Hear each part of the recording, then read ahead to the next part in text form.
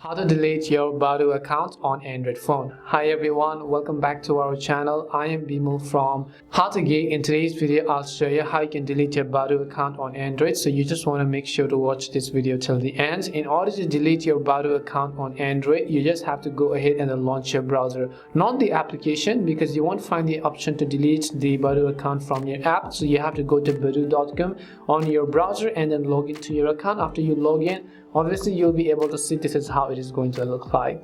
Now by first, what you have to do is tap on the profile icon, which is at the bottom right corner of the screen. Once you tap on the profile icon from the bottom right, you'll be taken to the profile page, and just tap on the gear icon, which is located at the top left hand side of the screen.